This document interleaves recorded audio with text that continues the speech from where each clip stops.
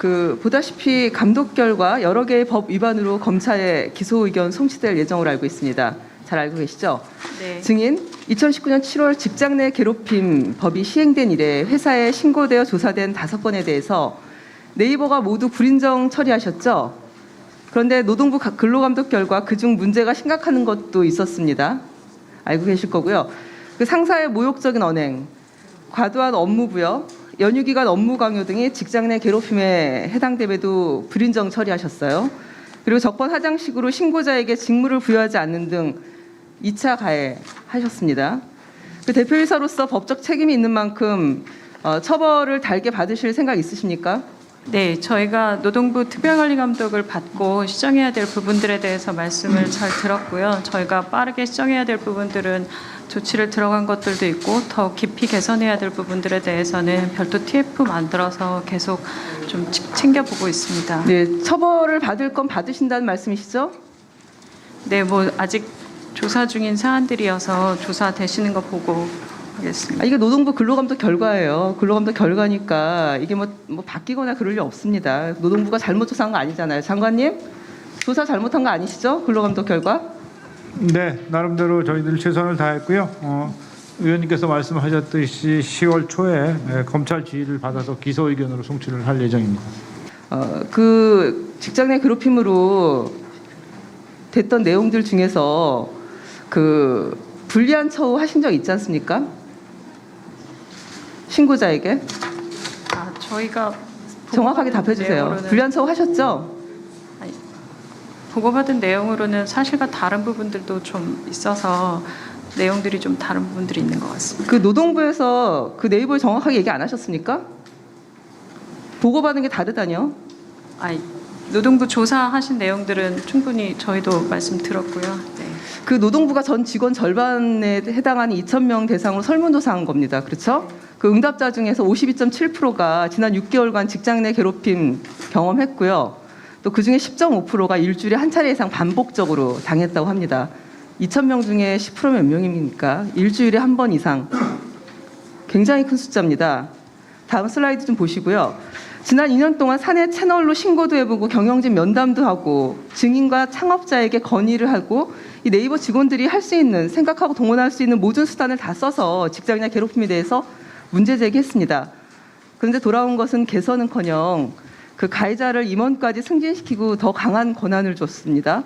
그리고 직원들은 무엇을 해도 바뀌지 않는다는 그런 무력감에 빠졌고 급기야 극단적인 선택을 할 수밖에 없는 그런 일들이 벌어졌습니다. 증인, 사내 메일 통해서 그 보내신 내용이 있죠? 증인께서? 네. 그 내용 제가 읽어봐 드릴게요. 다시 점검하고 리더십과 건강한 문화를 고민하고 세워나가겠다. 이렇게 말씀하셨죠? 예. 맞습니다. 이렇게 입장 밝혔는데 이게 사과인지 반성인지 이 내용 갖고는 잘 모르겠습니다. 이게 구체적으로 뭘 하겠다는 건지 이 자리에서 말씀을 좀 해봐 주세요.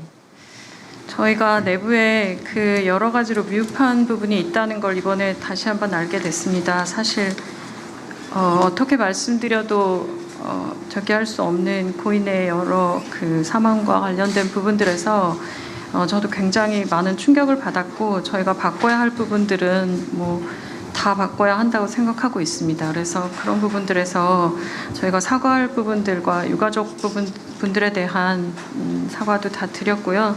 그리고 무엇보다 저희와 함께 일하는 직원들, 저희 동료들의 실망도 잘 알고 있습니다. 그래서 그런 부분들에서 책임을 져야 할 부분들이 있다면 책임을 지고 저희 내부 제도들도 지금 바꿔야 될 부분들이 있습니다. 그럼 지금까지 네이버가 괴롭힘 신고 사건에 대해서 외부기관에 조사를 맡겼는데 이 외부기관의 그 가해자 징계 여부 모두 회사가 독단적으로 결정을 했지 않습니까?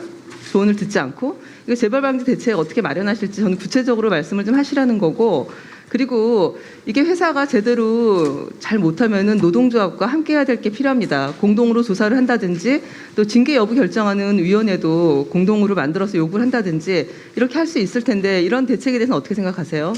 지금 의원님 말씀 주신 여러 사항들에 대해서 저희도 내부적으로 검토하고 있고요. 노동부 특별관리 감독 받은 이후에 받았던 여러 권고안들도 있어서 저희도 계획안 마련해서 노동부 그 계획안, 예, 그 전까지 예, 그 네이버의 계획안에 대해서 좀 제출을 해주세요. 그리고 이 자리에서 아까도 뭐 살짝 언급은 하셨지만 다시 고인한테 그리고 유가족한테 또 고통받았던 우리 네이버 직원들한테 제대로 사과 한번 해주십시오. 네, 제가 사실 이번 저희 사건을 계기로 굉장히 많은 충격을 받았고요. 저희 함께 일하는 저희 직원들에게 그리고 돌아가신 고인과 그 유가족분들에게 가장 먼저 사과드리고 그리고 저희 동료들에게 제대로 챙기지 못한 부분에 대해서 사과드립니다. 그리고 사회적으로도 굉장히 책임감 있게 움직여야 될 플랫폼 기업으로서 그런 부분들의 모습을 보여드린 것에 대해서도 다시 한번 사과드립니다. 네. 그 네이버 근무 환경 보면은 평소 많은 업무와 성과를 요구하고 또 상명하복 분위기 이런 내부 문제 제기자에 대해서는 안 좋게 보는 그런 시각이 지배적인 것 같습니다. 이러한 환경을 어떻게 바꾸실 생각인지 지금 뭐 말씀하신 거 들어보니까 바꾸겠다는 의지는 있어 보이세요. 근데 여기 보니까 특히 자회사 해피빈이라고 있지 않습니까? 여기 또 그 괴롭힘 신고가 접수된 것으로 알고 있는데 자회사의 문화와 근무 환경은 어떻게 하실 것인지 그거에 대한 계획도 좀 말씀해 보시기 바랍니다.